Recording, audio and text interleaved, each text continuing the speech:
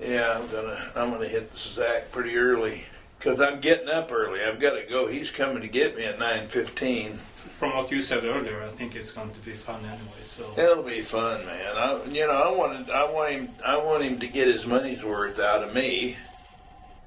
So I'm going to do whatever he wants me to do, the best that I can do it. And that's all I can do anyway, and that's all he wants me to do. So there's several other Zappa musicians on the album. Yeah. Remember Edman and Bruce Fowler and Arthur Barrow. Yeah, it's going to be. I think he's going to have a really nice CD here, man. I'm not too familiar with his music, but I've heard that it is very good. I'm going to check it out now. Yeah, he's been doing a lot with this gypsy music. Well, I think he's. You know, I got his picture on the website, and I wasn't expecting. I was expecting this young guy, man, because he really looked young in the picture, and he's 49 years old, man. He's not a fucking kid. This guy's been around the block a few times. Well, that's what he told me. He was 40. He's 49. And I thought, I was going to say, man, I thought you were about 22 or 23. He's a good guy, man. I like him a lot. I think he's got a good sense what he's doing. He plays a lot of jazz. And I don't mind. I like jazz. I like good jazz. I'm not a jazz player myself, but I mean, I can play jazz, but I don't prefer it. This is the guitar player that I play with. He's from England. His name is Mick Peeney. He's 56 or 57 years old now. He's not and the bass player was the guy from the Muffin Man, the Muffin bass player, Rod Gilliard. And he sings on, well, the one song, Waiting for My Man, that's a Lou Reed song. That's a Velvet Underground song. We all write music, man. We have original stuff, but we didn't want to do any original stuff on this CD. We did songs that we wanted to do. Yeah, why not? Like a Rolling Stone, man, fucking great song, man. Lou Reed,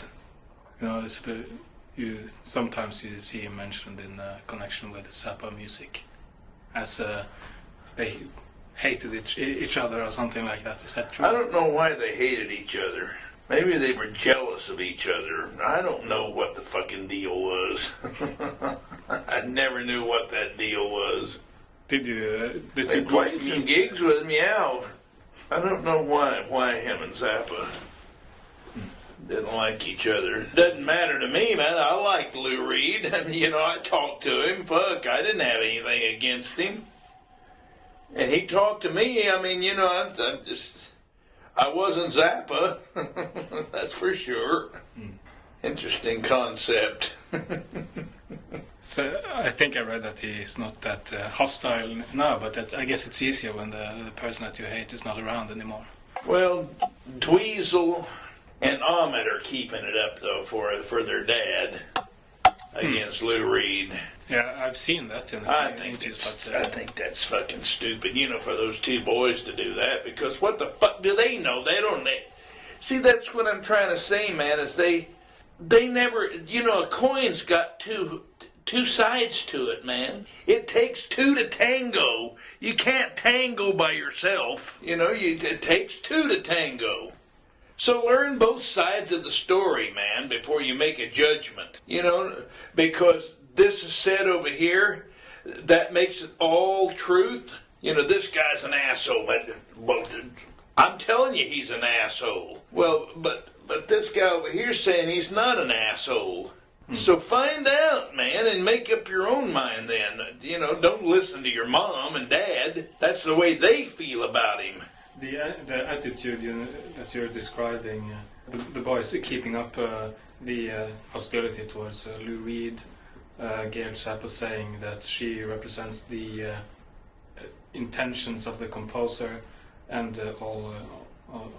What do you think that Zappa would have, that mentality? How would he judge it? Do you think, if you can imagine?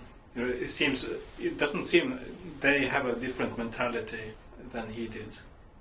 More like normal people, I think about neighbors where I come from, and I don't know, man.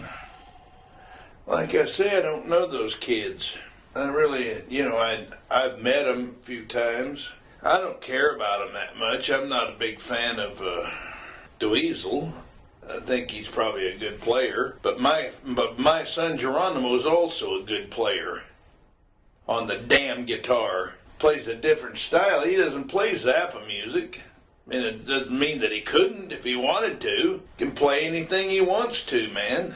He's that good of a musician. Is he working as a musician? Yeah, he plays not only as a musician, but he can't make a living. He's got 3 kids, man. He's got he's not a fool. I didn't.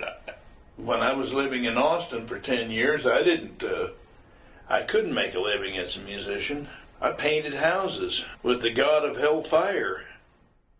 The god of hellfire? Arthur Brown. Fire. Do do do do do fire. His hit was Fire. Okay. I am the god of hellfire. I bring you fire. Do do do do do fire. So you painted houses in? Yeah, him and we had a little company called the Gentlemen of Color. Yeah. Jimmy Carl Black and Arthur Brown. We cut a CD in Austin called Brown, Black, and Blue. That's fucking classic CD, man. Is it available anywhere? Yeah, through my website. It's fucking excellent CD. I had some of the best musicians in Austin at the time playing on it. I mean, that I could get to play for free on it.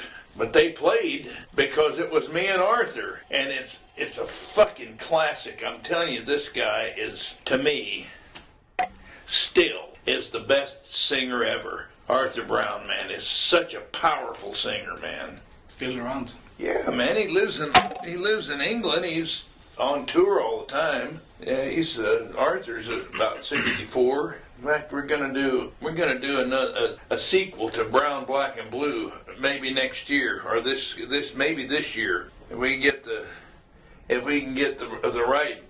get some money behind us, somebody to put it out, tell you it would be fucking dynamite, because we want to use. I'll play drums on that, and I think we can get Jack Bruce to play bass, which would be a lot of fun. And we might even get Clapton to play guitar. You never know. It's possible. Yeah, why not? I was thinking Clapton or Jeff Beck would be good also. Get some of the older guys, some of the old guys from England, man, on it. So go in and have some fun playing those old R&B songs, man. And let Arthur do his fucking magic to it, man. Believe me, he can do the fucking magic to it, man. So it's for people like me, I just have to visit your website every once in a while and see what happens, or MySpace, or. MySpace.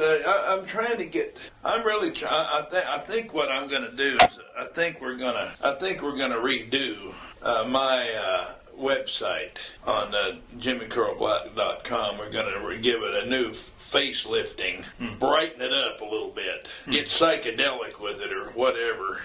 Just make it a more fun thing and a better looking thing, man. It's a good website now, but it's been going for 7 years the same way. We haven't changed anything with it.